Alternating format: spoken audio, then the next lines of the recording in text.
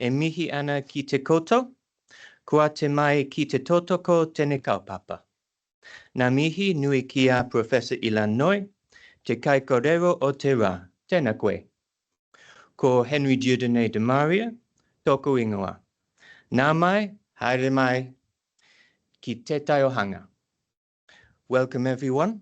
It's an honor, it's a privilege to see you all here at Treasury and online for our next Treasury guest lecture. Today will be on the theme of fiscal policy for the future, and a very warm welcome to our presenter, Professor Ilan Noy. My job is primarily to do the housekeeping before we get to the good bit, and so I will just say such things as, if there's a fire alarm, please follow Treasury staff to the nearest exit, down the stairwells and exit the building. Please don't use the lifts. In the event of an earthquake, please drop, cover and hold, stay in the building until instructed by a warden. The theme of today's guest lecture is one of a series exploring the role of stabilizing, sustainable and effective fiscal policy.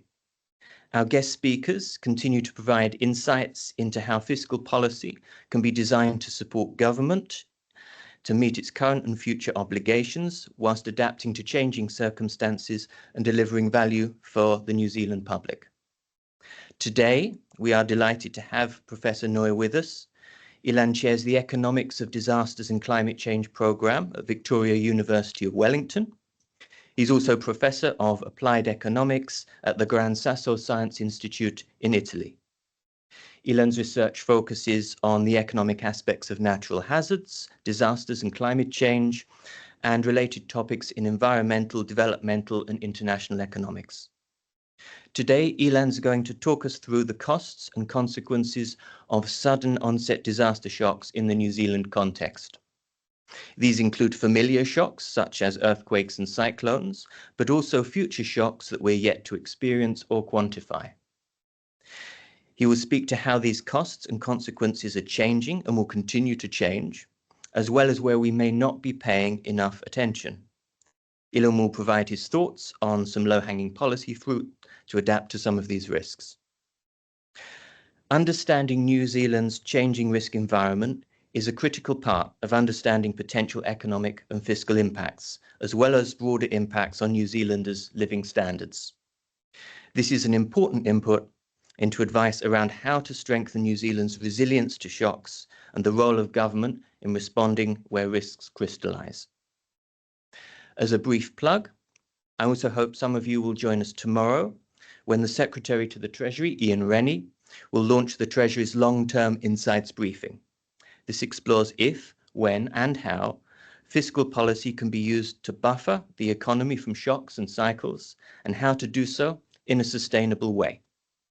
But for today, I am very much looking forward to hearing Ilan's insights. After Ilan speaks, we will have time for questions from here in the room and online. For those online, we will use the Q&A function in Teams, so please post your questions there as the session progresses. With that, I'm done. Over to you, Ilan, and welcome.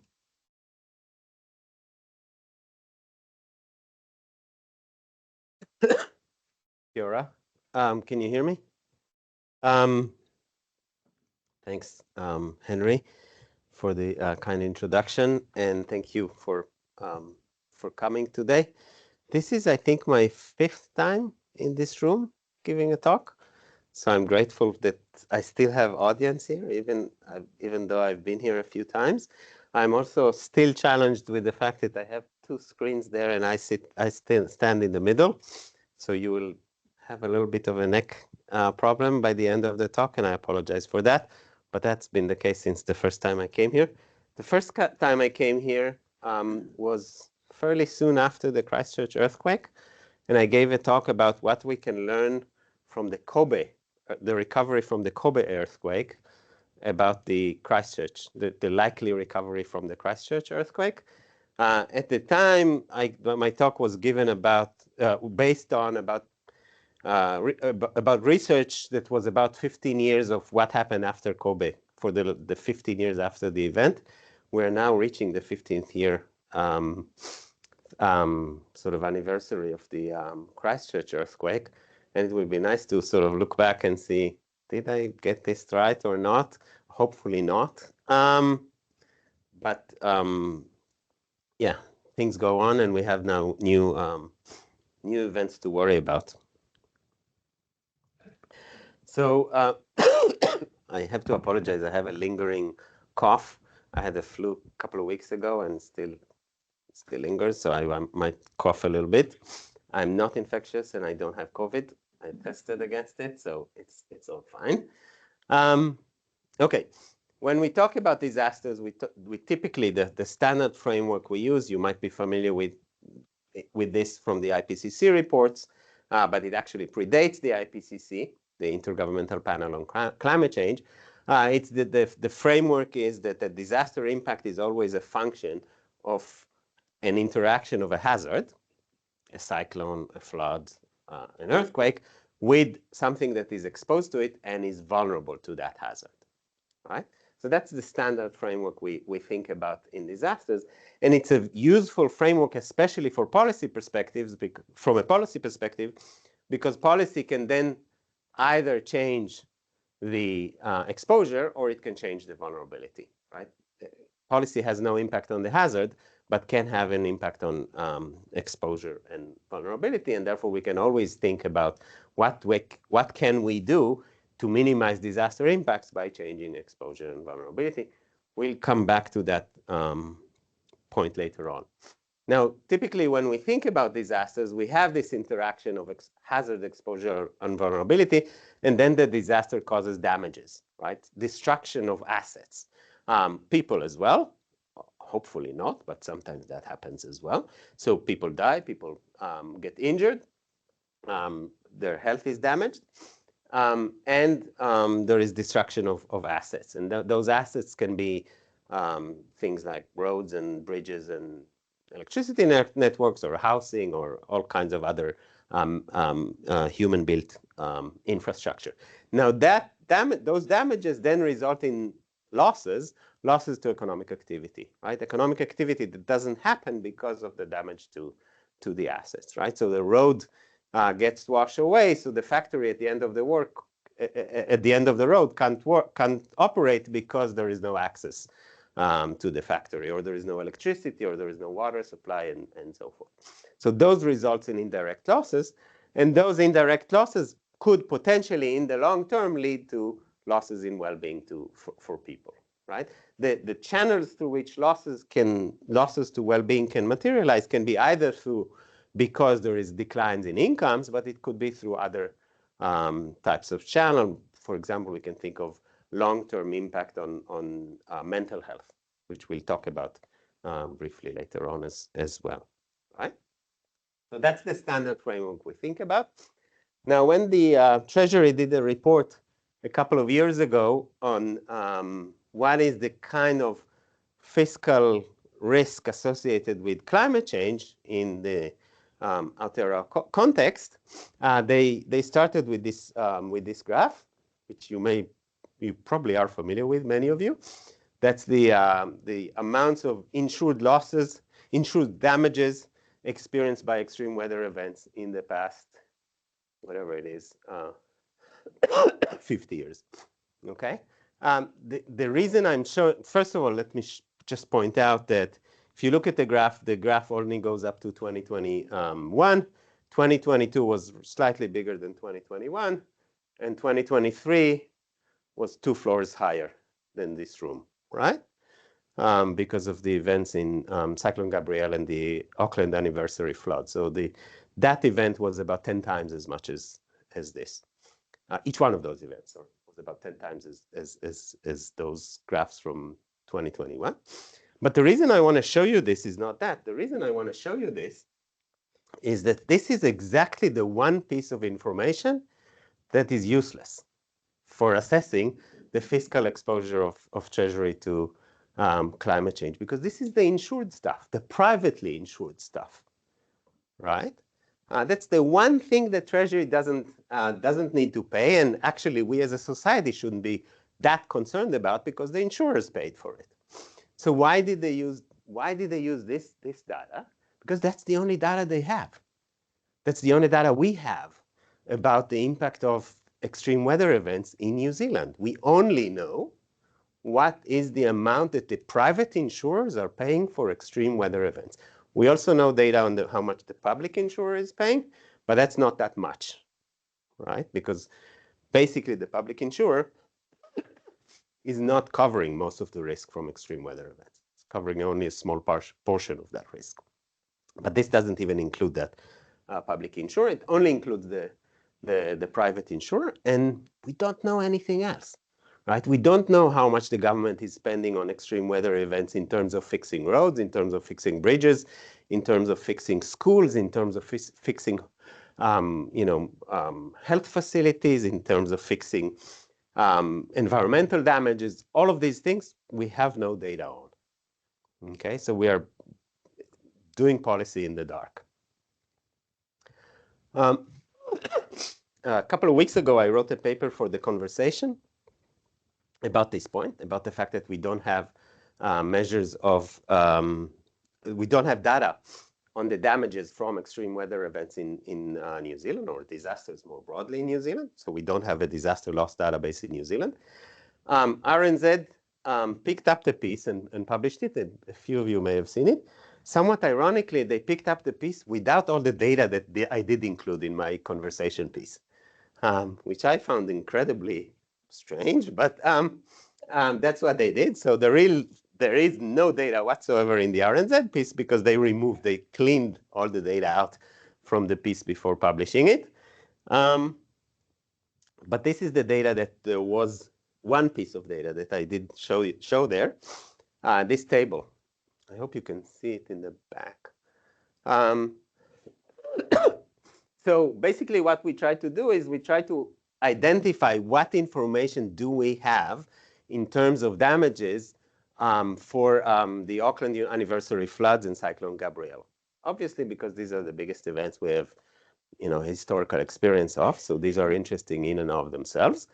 And you see that we have very scattered data. So what do we have? We have data from the Insurance Council. That's the same, that's this source, right? Same source. So we have data from the Insurance Council, but that's only what the private insurers, members of the ICNZ, the Insurance Council of New Zealand, how much they paid for the flood and the cyclone. So the flood meaning the Auckland anniversary floods and the Cyclone Gabrielle. So you can see about $2 billion each. Okay. The next column is data from MDAT. MDAT is a global database on disaster losses, or disaster damages. Unfortunately, it's funded by USAID, which you can appreciate is a bit difficult right now. So for a couple of weeks, they were completely offline. That's the only global database available for disaster damages, right? There's no other global disaster damage database. They've been operating for maybe 50 years. It's a small nonprofit based in Belgium, and they've been collecting this data on disaster damages globally for a very long time. They went offline because USAID went offline. And now they're back online, although they don't have any sort of long-term funding plan at this point. And I hope they will figure out something because we really need that. Somewhat curiously, their data on how much private insurers paid in New Zealand is different than the one that the Insurance Council has, but not dramatically different, about 10% difference. Right? So their data for insured losses comes from Munich Re, okay, from the reinsurance, the European reinsurer, which collects this data as well. So why the data don't exactly fit the Insurance Council? I don't know. And they also have a data on the overall damages from the event. To be honest, I wouldn't trust that data at all because I don't know how they would get it. If we don't have that information here in New Zealand, how would MDAT, which is, to be honest, is one person, one single woman, her name is Regina. She sits in an office in Louvain, and she goes on Google and she finds data about disaster losses. Regina Bello, her name is. So how would she know? And Treasury here doesn't know, right? So I would assume that this data is not really that accurate, but they do have some kind of estimates of the total damages from these events. There is data from Aon, which is an insurance broker. Again, the source of that data is not entirely clear, and why it's not entirely in concordance with the Insurance Council is not entirely clear, but that's the information that we have. There is the estimate from the Treasury, right? Now, this is a modeled estimate, right? So this is Treasury produced that. Anyone here who was part of the team that produced those numbers? Yeah. Okay. So you can correct me if I'm mischaracterizing it, but it's basically a model estimate of what might be the impact of that event given the Treasury modeling frameworks. Okay. So it's not an accurate number. It was produced at the time to produce some kind of number so that planning could take place. The problem with this is that this is the only number that is big. And media likes big numbers.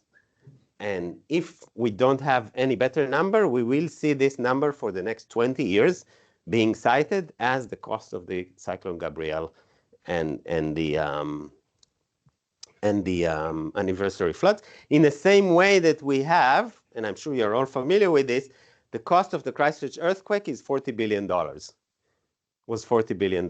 That's a widely cited estimate for the cost of the Christchurch earthquakes.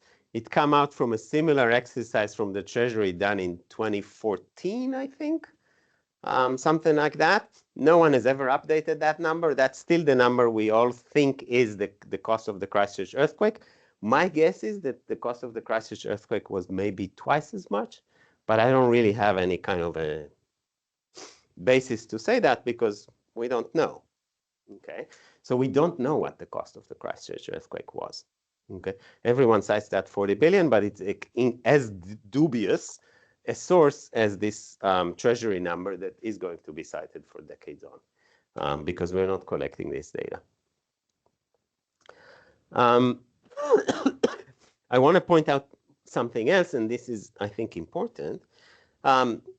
What we have is the only reliable piece of data we have, and that's what the Treasury reported in the climate change report, is the insured damages, right? Because this is easy to count, right? The insurers just look at their balance sheet and they say, okay, we paid X amount for this, and then the Insurance Council aggregates all their members, and we have that.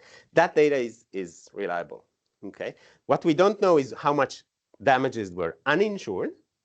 Now, you could suppose that maybe there is some kind of a fixed ratio between how much is insured and how much is uninsured, but that's not the case. The ratio might be very, very different for different types of events, right?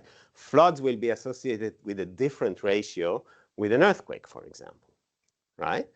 Or even two earthquakes. The earthquake in Kaikoura had much more uninsured damages relative to insured damages than the earthquake in Christchurch. Okay, because in Kaikoura, most of the damages was the transportation network, which is uninsured. Okay, while in Christchurch, a lot of the damage was residential homes and office buildings, which residential homes are almost universally insured. Office buildings were, I don't know, 75, 80% insured. Okay, so the ratio of insured to uninsured damages is very different across different events. I would bet that it's very different across Auckland anniversary floods versus the Cyclone Gabrielle.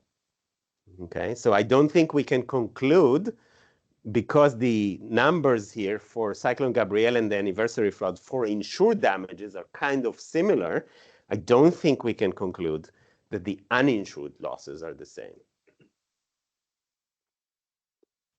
The other thing we want to point out is that then the next step from the damages to the losses also involves some kind of a multiplier. So how much do we have losses in economic activity per unit of damage, per per say, $1 million of damages. Again, that might be very different for different types of events, and depending on the pattern of damages, right? So if we have transportation networks that are destroyed, for example, then there will be a lot more losses associated with them, rather than if we have most of the damages to sort of built infrastructure, a housing, for example, right, which is less required as an input into production, right? So the ratio both of insured to uninsured and damages to losses, to indirect losses, is very different across different events. Again, if I had to bet, I would argue that that ratio is much bigger for the Cyclone Gabrielle than it is for the Auckland anniversary floods. So the indirect losses to economic activity are bigger relative to the amount of damages in the case of the Cyclone Gabrielle, because it hit a much wider area and it hit a lot of the transportation networks within that area, while in Auckland, the damages was much more focused and much more focused on residential, right? So we have these different patterns, and that's why I would argue we need much better data if we are going to design policy. And at this point, we're designing these policies in the dark. Okay. You may also be familiar with the report we've done, and again, I gave a talk about this here, about the share of the damage from extreme weather events that is because of climate change. This is what we call the impact attribution. And basically what we're doing in impact attribution is we are tracing that, sequence from A to C to E. Let's call it ACE because it sounds very powerful. So that ACE sequence is the one we have reported with actually done for Treasury some years ago. Again, it's something that's widely cited as sort of a authoritative estimate of the cost of climate change to the New Zealand economy, but it's based only on the insured losses, on the insured damages from the ICNZ, because that's the only data we could work with, right? So I don't think at all it's an authoritative nothing, but it's cited as the only source. And when Treasury did their 2023 climate change report, they widely cited those numbers. Okay, they are not the right numbers, but that's what we have. Okay, what else don't we think about or don't we measure when we are thinking about disaster losses?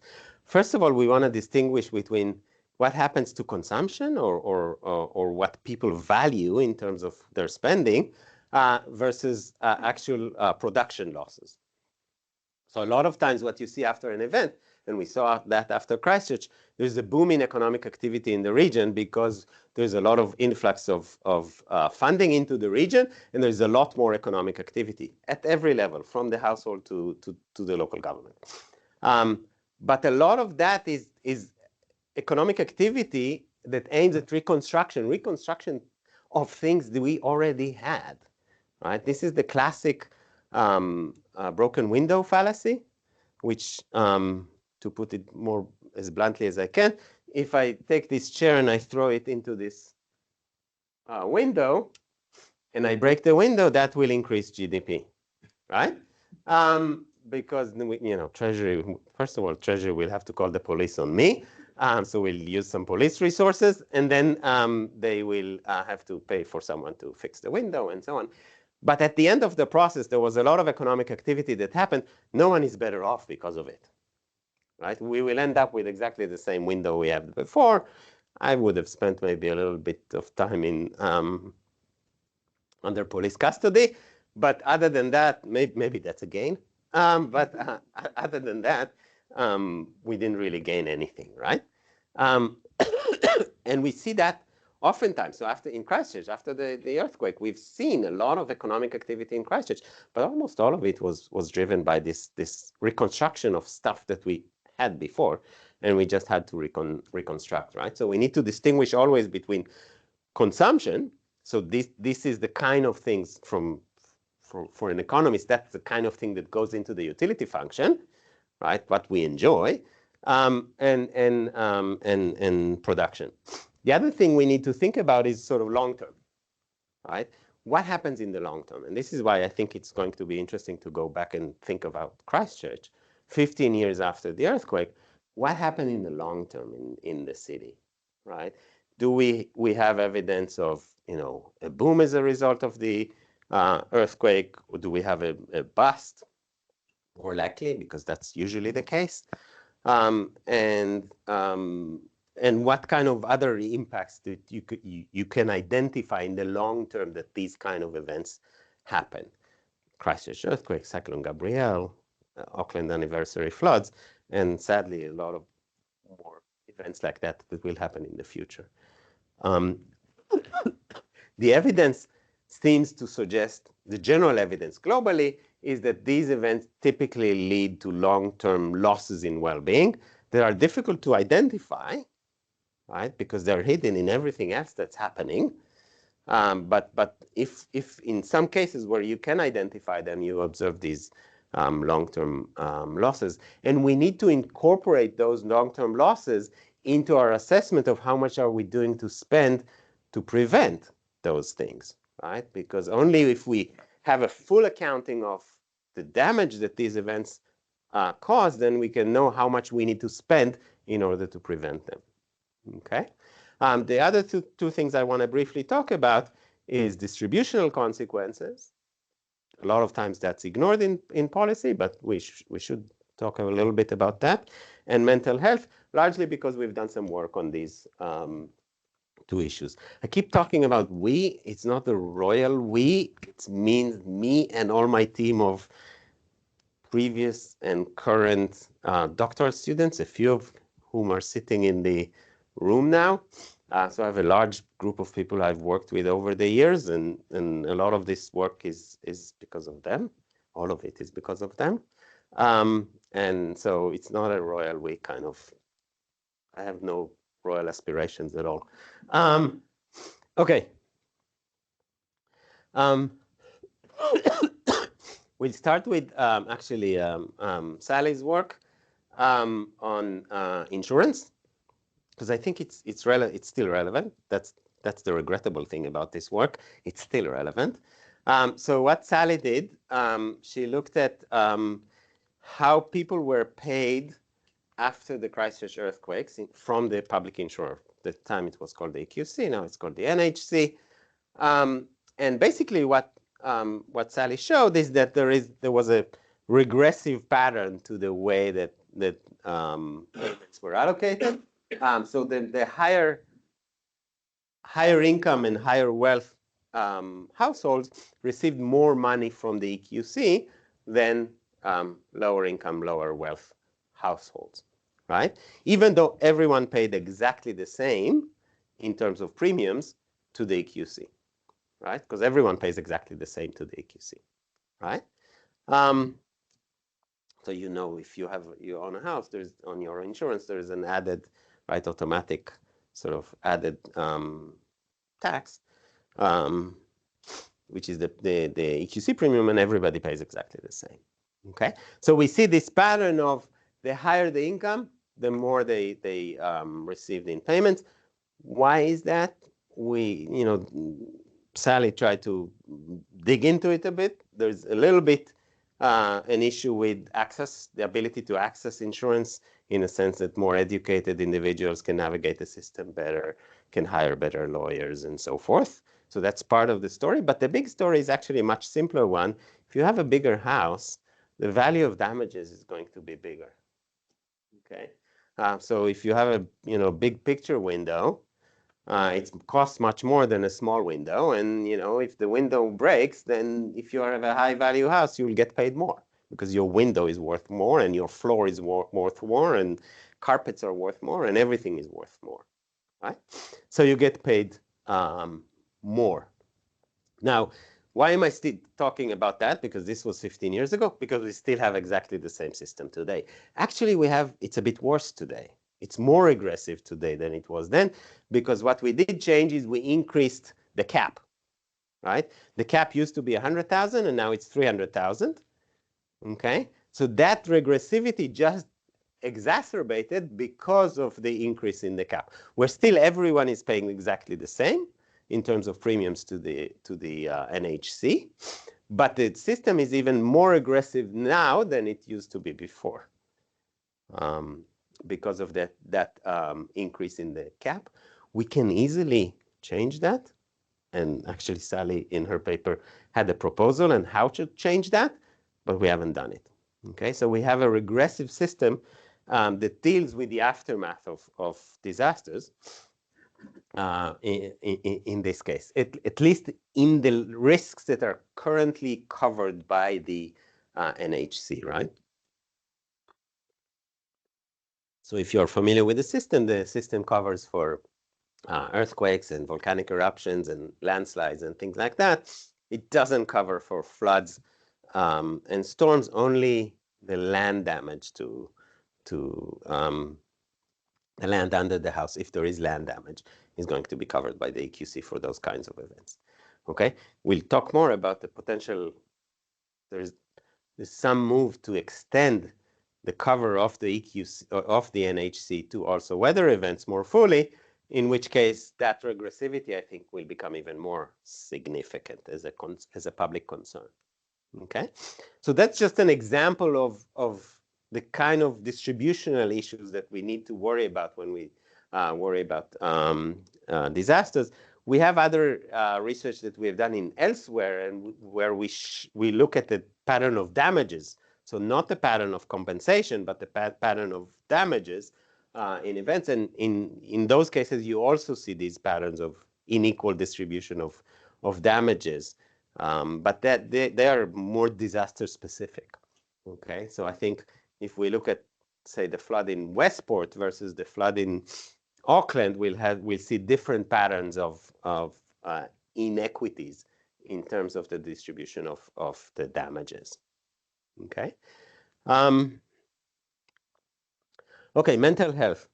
We've done some work on mental health, and I'm going to show you two papers. One looks at the red zone in Christchurch. So this is not generally what is the impact of the Christchurch earthquake on mental health, although we have a paper in the pipeline on that as well. But this looks at the people in the red zone. So the people in the red zone, if you remember, there's a bunch of houses, 8,000 houses, where the government rezoned the area to be no longer suitable for residential housing, and the government bought out these houses, similar to the buyout schemes that were recently implemented in Auckland and in Hawke's Bay after the 2023 events, right? So we had a similar big program, much bigger program in Christchurch. So Christchurch was 8,000 houses. Now it was, in 2023, it was about 2,000 houses. And what we looked is what happened to the mental health of those people who were in the residential red zone versus other people in Christchurch. So affected by the earthquake, but not affected by the need to relocate. And we see that there is a large increase in the use of what we can track is prescriptions for mental health problems. It's mostly anti-anxiety and antidepressants. And there's a large increase, and it's especially pronounced and long for the elderly. Okay. And in the case of the elderly, it continues throughout the sample. So we trace it up to 2018. So this is, 5-6 years after they've already moved. And we still see an increase in the use of these prescriptions for that population relative to the population elsewhere in Christchurch. Okay. For the younger people, it's much more short. It's a shorter effect, so maybe 2-3 years. For the elderly, it continues for quite a while. Okay, or it continues as long as we have data for. So that's something that we need a fuller accounting of the cost of these things in order to be able to deal with them appropriately. Not just because we now know we need systems to deal specifically with these mental health issues that arise, but also we need to quantify, that as part of the costs associated with those events so that we can make sure that we're spending enough in preventing them. Okay. We have a similar research that we've done on Cyclone Gabrielle and the, Cyclone Gabrielle. And there we look at separately for antidepressants, anti-anxiety medication, and then the bottom two figures are antipsychotics and medications for substance abuse. I would sort of not really focus on the bottom two because these are really small numbers. So very few people take those. But the antidepressants and the anti-anxiety medication is much, much bigger issue. And in both cases, we see an increase in the use of antidepressants and anti-anxiety medications for people who are affected by Cyclone Gabrielle. Okay, and we have sort of a more nuanced investigation there. We also look at whether that is mediated through income. So is the problem that people lose income, and because of that, they feel more anxious, they feel depressed, and so on? Or is it directly related to the damage that the neighborhood experiences? And we see that it's actually not related to income. It's related to the damages that their neighborhood experienced. Okay, so it's not, doesn't seem to be mediated through the income channel, but it's a direct effect from damages to your neighborhood to increased use of anti-anxiety and antidepressants. Okay, clearly an issue of public policy concern, right? We all know that mental health issues are rising and becoming more and more of a concern for public policy, and also are being not quite adequately addressed by the current ability of the system to handle those. Right. So these events are making this problem, which is already a big problem, they are making those problems more severe because they're creating these extra use of antidepressants and anti-anxiety medications. We see much bigger impact for those areas, and this is in the graph, those areas that are heavily damaged, right, versus areas that are experience more minor damage. It seems obvious, but that it's still worthwhile mentioning. Okay.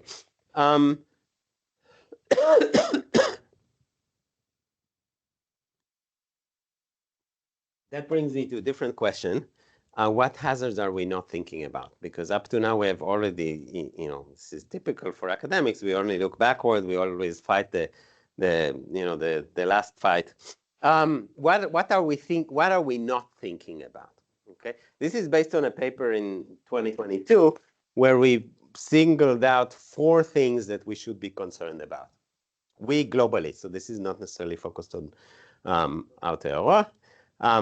It's 2022, so we obviously said pandemics. That's not a big surprise. Although I should point out that I wrote some papers in 2019 that said that pandemic is a real issue, and it specifically said that pandemics are an economic risk that is distinct from the public health risk. Seems like an obvious point to say in 2025, but in 2019 it wasn't that obvious. But I would argue that pandemics, yes, we just experienced the pandemic.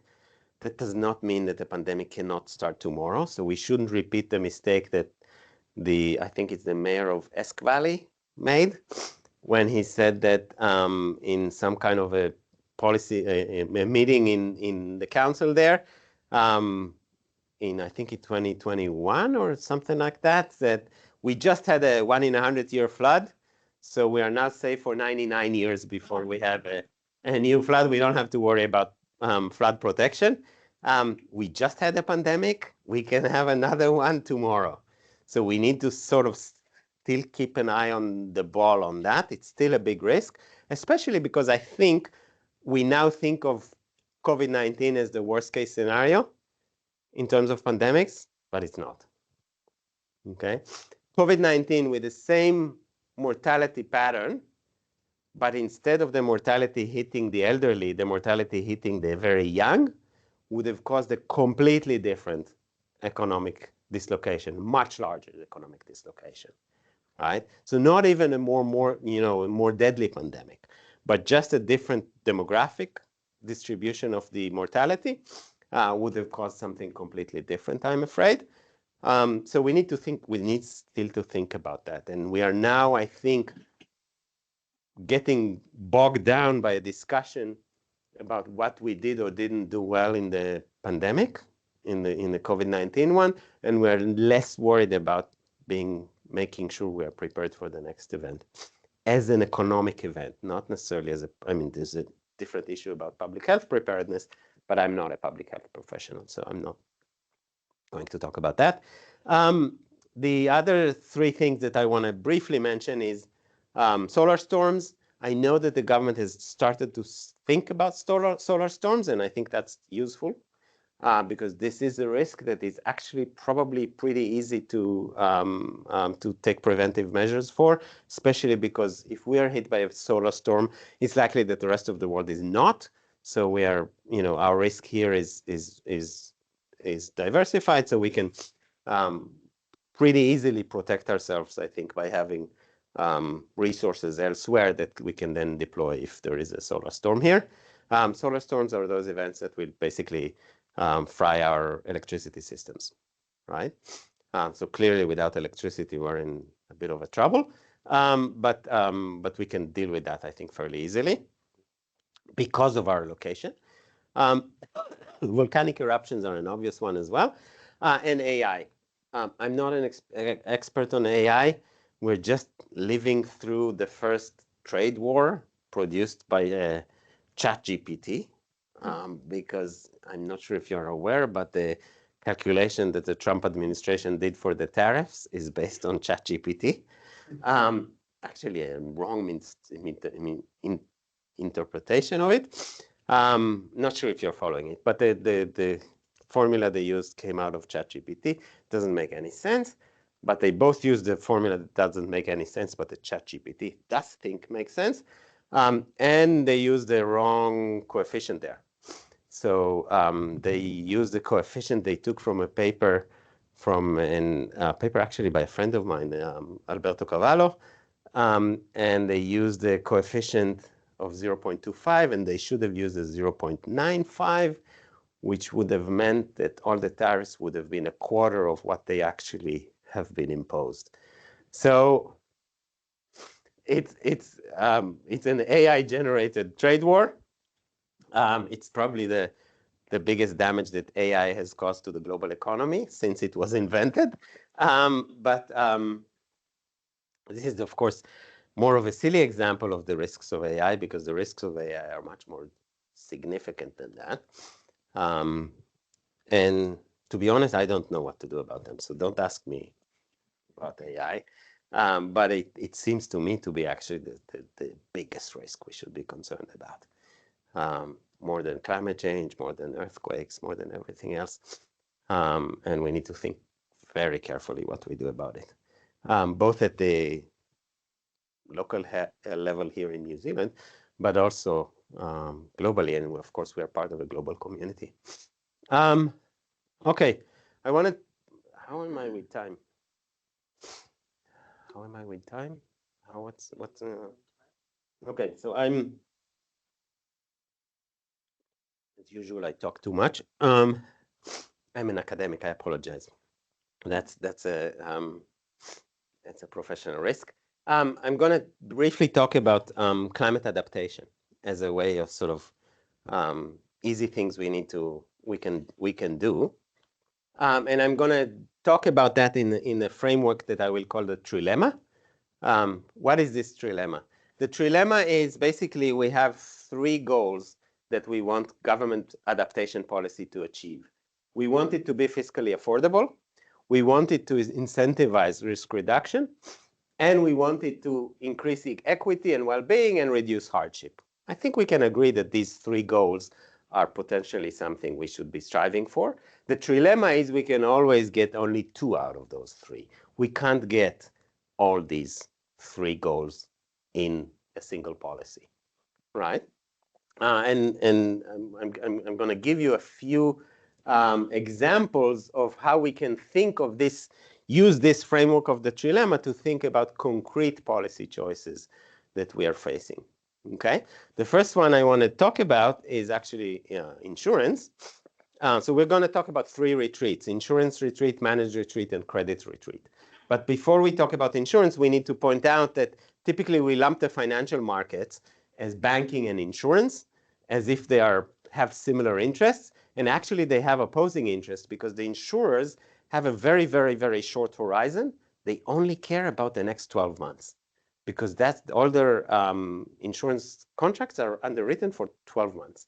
After that, they can always get out, okay, from any kind of insurance contract, right? We don't have in New Zealand anything more than, I mean, there might be a few, I don't know, something written by Lloyd's for some big, I don't know, aluminum smelter in somewhere that is 2 years. But generally speaking, the horizon is only 1 year. Of course, banking has a much longer horizon because they're thinking about the loans they give you for their homes, which might be 30 years or even 40 years. So they have a much different horizon. Together, as the cartoon suggests, it doesn't really match together that well. Okay, but we're going to focus on insurance. We've done some work on insurance retreat. This is work led by Belinda Story, which you may be familiar with. And basically, the argument there was that insurance is going to be retreating from various locations because those locations are becoming too risky, right? And here I'm going to quote the Treasury from an information release that they put out a few months ago. And they said that given the instruction from the minister, we have ceased work on contingency planning and policy development. I think my view of that is clear, or should be clear from the picture I added. So this is not their picture, to be clear. But to me, the most striking piece of that statement is to address the risk of any near-term widespread shift to risk-based pricing. Okay, there's no risk of the insurance companies shifting to risk-based pricing. The insurance companies are shifting to risk-based pricing. This is a certainty. It's not a risk. And the insurance companies are very open about that. So all you have to go and is listen to what they're saying. They're saying we are shifting to risk-based pricing. There's no risk of that happening in the near term. It is happening right now. So we need to develop some kind of a contingency planning and policy development, what to do with it, even if the planning is do nothing. But we need to knowingly decide that we want to do nothing. This seems to be the wrong way to go about that decision to do nothing. Okay, the other sort of funny thing about this statement was that we will focus from now on, the Treasury is saying, we will focus on the role of insurance in climate change adaptation. Insurance has a 12-month horizon. They don't care about climate change adaptation. They have no role in climate change adaptation. So that statement is an oxymoron. There is no role for insurance in climate change adaptation. Occasionally, they find that they are surprised. So, for example, they're going to pay for some of the buyouts in Auckland and Hawke's Bay after the extreme weather event because they were surprised and they didn't expect those events to happen. That surprise is not going to, people don't keep getting surprised by the same thing over and over and over again. They change their behavior if they're, repeatedly hit by the same kind of event. So that's not the sustainable plan to make sure that the insurers pay for those insurance, for those buyouts. Okay, but let's go back to this trilemma issue of the insurance retreat. So insurance is retreating from some location. It's moving to risk-based pricing. Some places are too risky. Therefore, they're going to either offer very, very expensive insurance or much more likely just say, thank you very much, we're not interested in insuring this. because, you know, if we offer you a $20,000 insurance policy, you'll go to the newspaper and will give us bad cover. So we'll just rather not say, yeah, no, thank you, right? So insurance retreat is happening. And we can do basically three things. We can either do public replacement. So instead of a privately available insurance for housing for these risks, we can do a public one. That's what we did with the earthquakes back in the 1940s when we moved to the EQC, right? The private insurers didn't want to cover earthquakes, so the government said, okay, we will cover earthquakes, right? It was then called the Earthquake and War Damages Commission. Okay, so we could do something like that. That's fine because it might, if you design it well, it will be fiscally affordable and increase equity and well-being, but it will not incentivize any risk reduction, because if you provide insurance for people, then they're less worried about the risk, right? So you provide them insurance for these kind of risks, they will be less worried about it. And we'll keep developing in high-risk location and so on, because everyone will know that they will get access to a public insurer. The other option B, is we do nothing, which seems to be the current plan, but I mean, it's not a plan. It's more of no plan, which fine, it's fiscally affordable. We don't do anything. The government doesn't pay for anything. It does incentivize risk reduction because all the risk stays with the individual homeowners, but it will increase inequities and will increase hardship. Okay. The risk, of course, is that once an event happens and there is no insurance, then the government said, oh, no, we don't want any hardship. We will cover through some other way. And that's typically the standard way we've been dealing with this, right? That we saw that after the Christchurch earthquake. We saw that after the Edgecombe floods. We continuously see that kind of pattern where the government says, and this is right-wing government, left-wing government, doesn't really matter the politics. It's always like, oh, no. Don't worry, we will bail you out. Okay, so that means that we end up with these publicly funded protection and buyout schemes, which might be politically the easiest to do, but they're also the least fiscally affordable. Okay, so we're spending on the buyout scheme in Auckland. We're spending, I don't know how much, but I would guess around 1.5 billion. Someone from Treasury knows the number?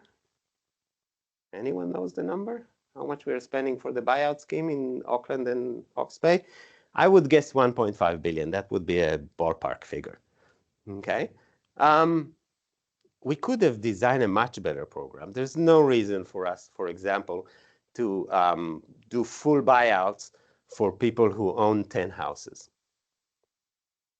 And 9 of those are a business, basically, because they're renting them out. So why are we bailing out those businesses? It's not clear to me at all.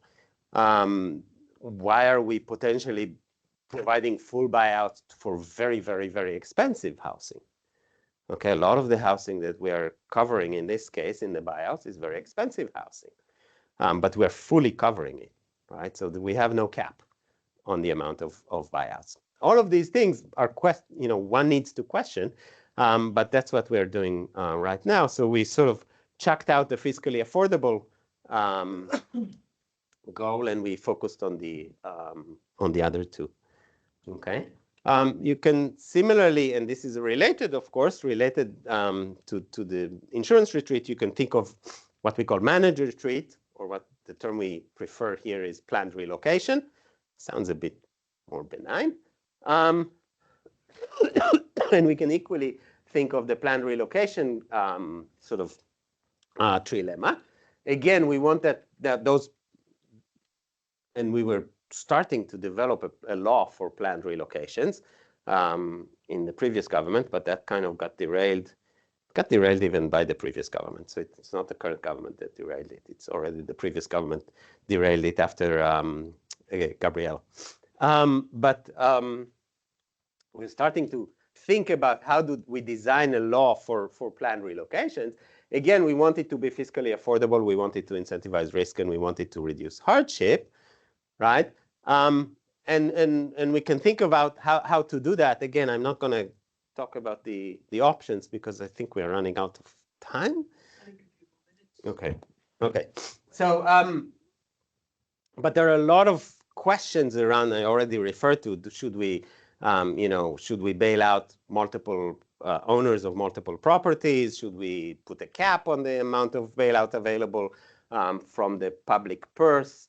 How do we design the program in the sense that when do we identify properties that are eligible for these managed retreats? What kind of price should we associate with that? There's a whole range of questions that we should be addressing, and we should develop a policy for, unless we want to do exactly what we've done after the Gabrielle and Auckland, is just basically open the checkbook. I know no one uses checks anymore, but still, I don't know how to say it in some other way. Americans still use checks, surprisingly. But we sort of open the checkbook and just have a, no cap, right? We just pay as much as we can to everyone so that everyone is happy, which is what we did in Auckland and Hawke's Bay. Okay. The other retreat, so we can think of 3 adaptation retreats, right? We can think of insurance retreat, we can think of managed retreat, and we can think of credit retreat, right? So we think, but this is not something we've tested with research yet, is that we will start to see banks being less willing to lend in some locations. And that can be triggered, for example, by a big event in one location, where that means that the government, the banks need to reduce their high-risk lending to other areas around New Zealand. So we could see these kind of credit retreats where lending for residential housing, and residential housing home ownership is kind of sacrosanct in New Zealand, right? So I think we could, especially because we don't have a very competitive banking sector, we have only a few banks and so forth. We may see an issue of credit retreat emerging in the future. Exactly when and what kind of an event can trigger that, I don't know. But if you can imagine, for example, a cyclone Gabrielle hitting just a little bit to the north in the port of Tauranga rather than in Hawke's Bay, will be a much bigger event than Cyclone Gabrielle. Equally physically possible, right? There was nothing, sort of in terms of, and we've talked to the climate scientists about that. There's nothing that would have been different about that storm if it hit Tauranga rather than Hawke's Bay. That would have been a much bigger event, much more damage, and potentially would have also led to a credit retreat in some locations, I would assume. Okay, it's a good time to end. So just to sort of recap, we talked about data availability. We talked about a lot about the costs that are not measured, even when we do measure them. What don't we measure? And then distributional concerns and mental health. Some about the overlooked risks. And then something about the adaptation trilemmas. And specifically, I would argue that we have these 3 trilemmas in terms of retreats. Insurance retreat, managed retreat, and credit retreat, which we can all think about using that trilemma framework and evaluate what kind of policies we can or should pursue. Okay, thank you.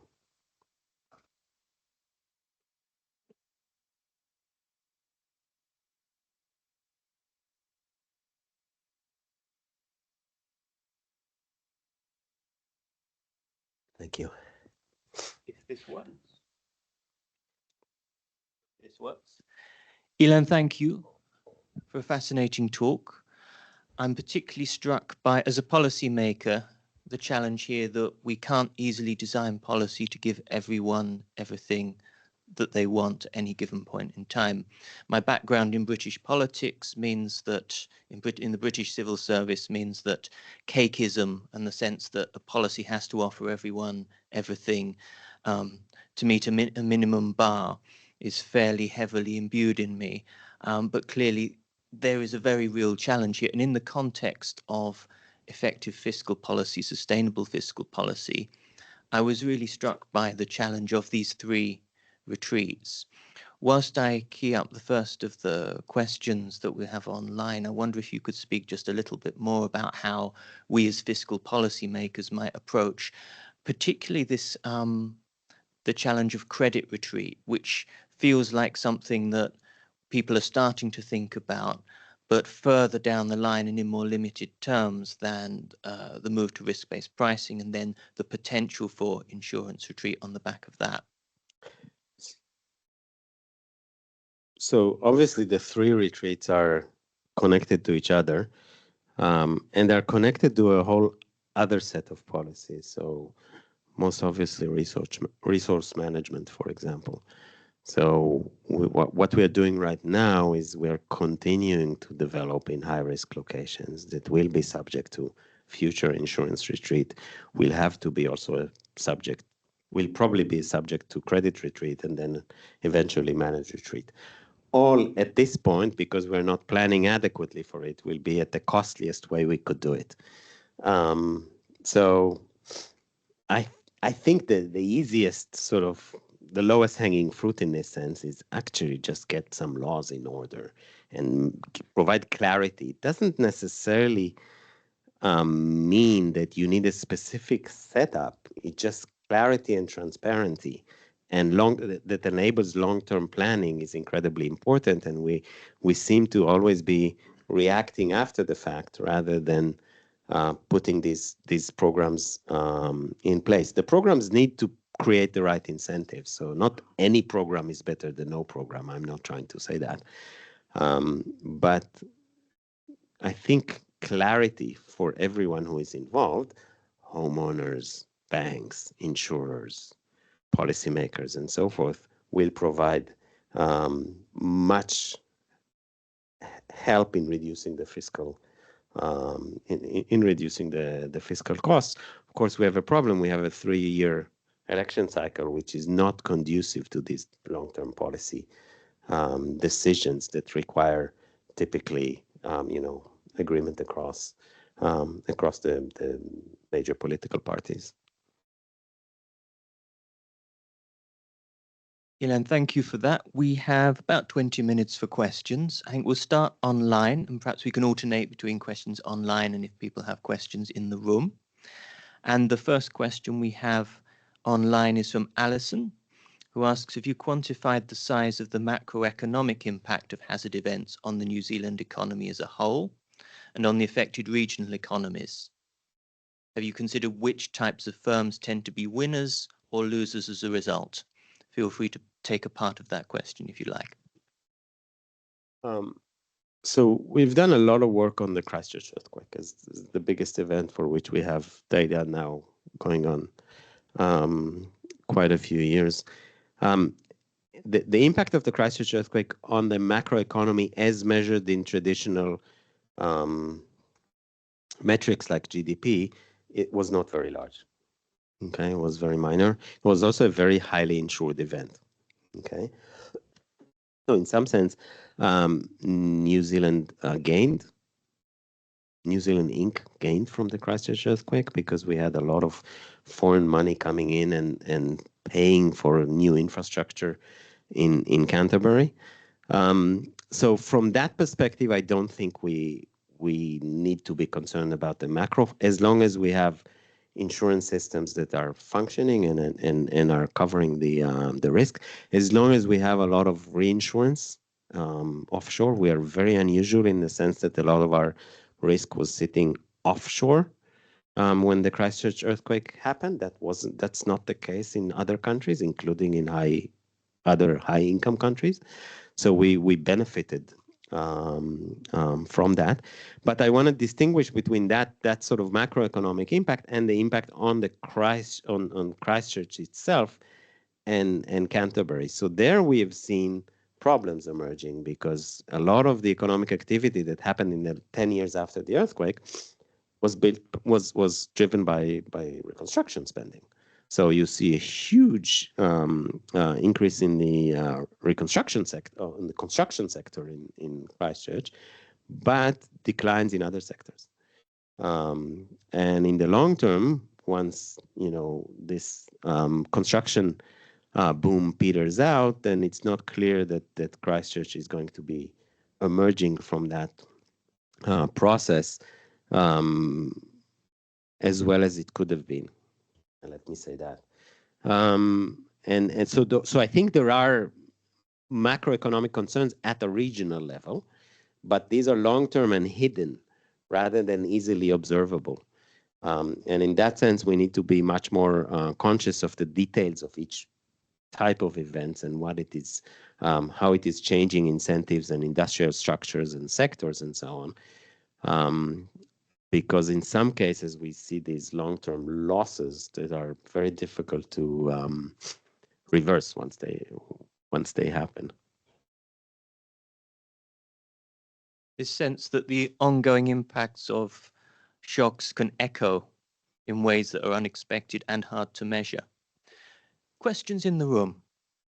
And if you'd introduce yourself. Kia ora, I'm Paul Comer. I'm the head of comms here, so there'll be no economic detail in my question. Is there anything in your research which speaks to the paying twice issue? So my sister was flooded out of her home in the Auckland floods.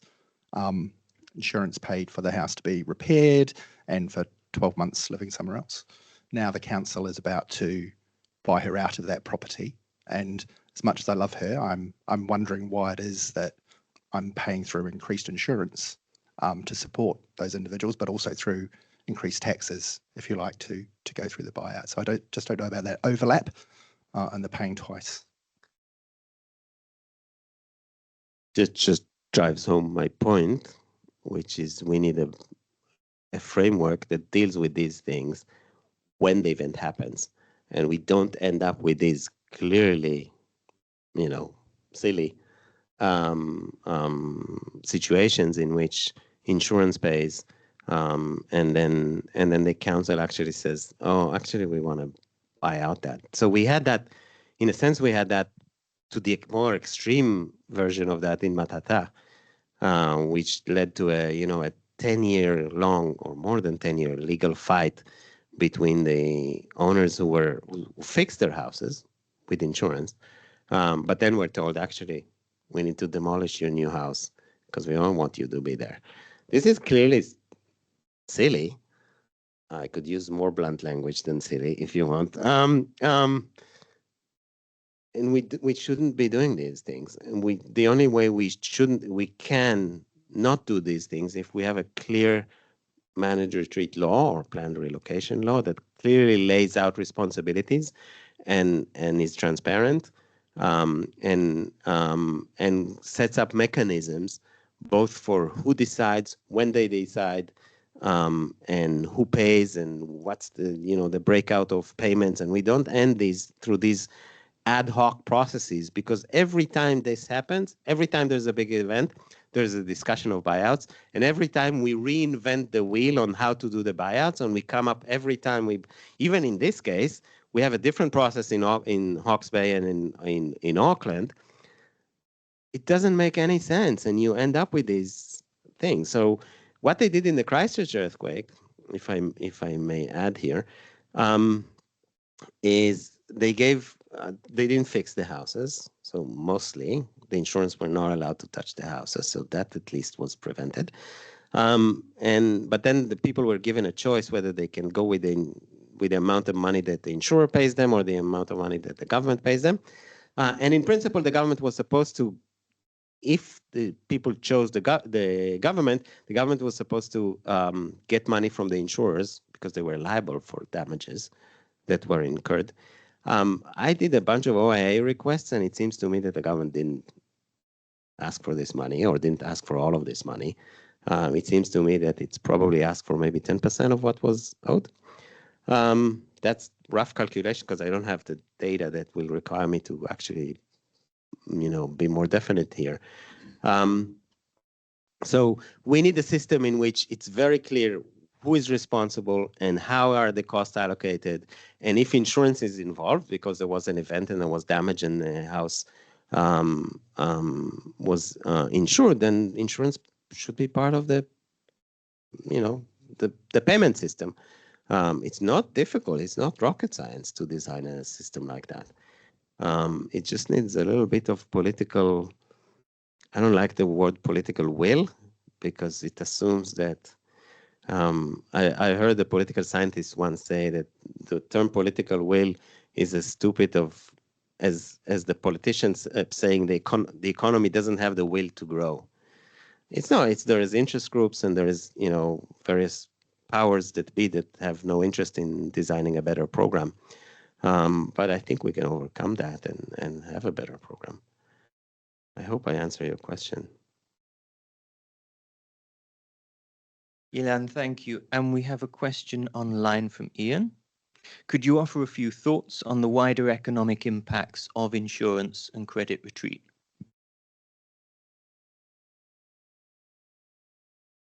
Well, in principle, credit is not available without insurance, right? So credit is not going to be available to any location that has no insurance. The problem is insurance has a 12-month horizon. So a lot of times they are fine with issuing an insurance now. So the credit is going to be provided, but then insurers can back out, 12 months later, and the bank is still holding the loan. So there is a clear link there. Insurers and banks have been talking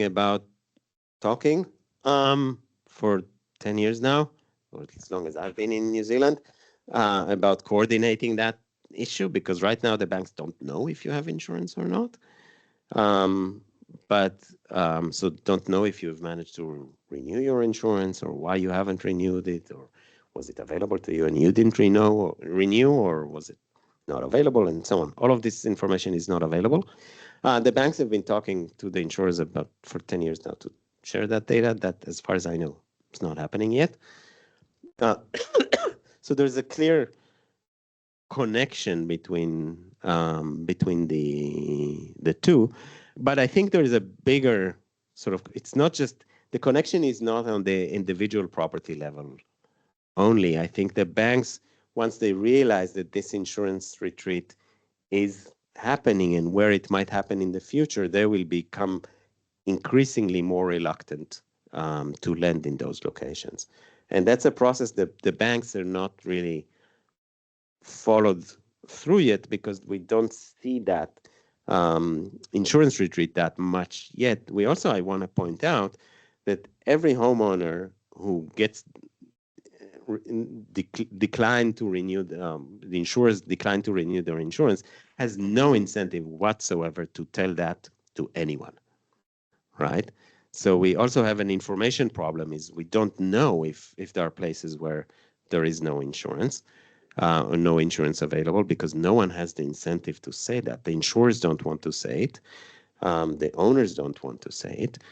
So we don't know. Incidentally, the EQC, the NHC, I'm sorry to single you here, Sally, has the data that they can potentially identify where there is no insurance, but they are explicitly prohibited to do that by the private insurers. So even though they have the data, they're not allowed to look at it. So we are sort of in the dark a bit on this issue, and that makes the banks more reluctant to lend generally, because they don't know what's going on. They don't have access to the information of where insurance might not be available or is difficult to get.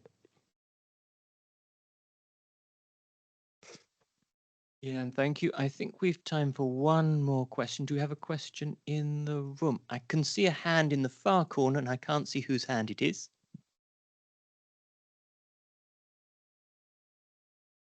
Ben, I was wondering if you could comment on the Reserve Bank's climate stress tests and kind of the information basis on which they're able to undertake those stress tests, and if you've got any views about that. So full disclosure, they asked me a few times about those, and I helped develop some of the scenarios, unpaid, pro bono. I didn't get anything from it. But generally what I think about stress testing climate stress testing in the banks. I think there are two potential goals that you can achieve with this. One is that you want to examine are the banks robust to these risks? So is there a macroprudential risk associated with climate change in the New Zealand case? I think the overwhelming answer to that is no at this point in time, and that's a conclusion from this stress testing.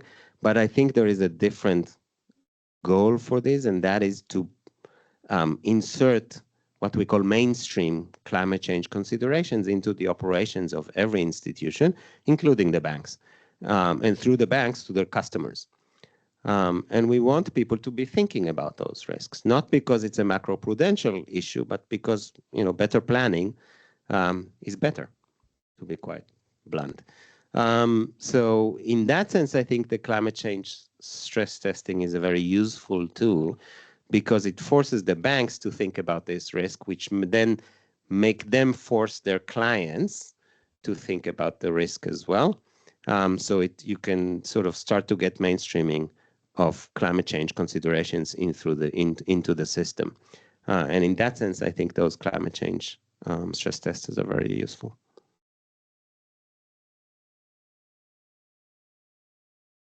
We are about on time for the end of our session, so I think I've got three things to do before we close.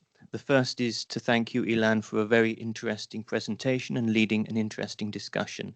It feels like we could carry on for a lot longer.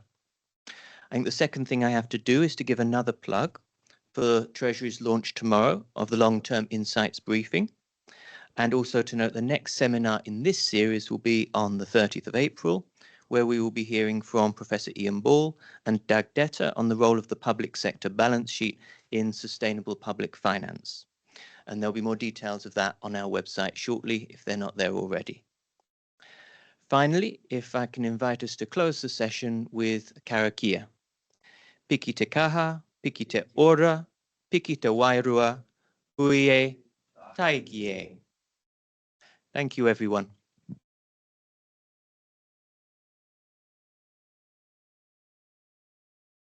Thank you for coming.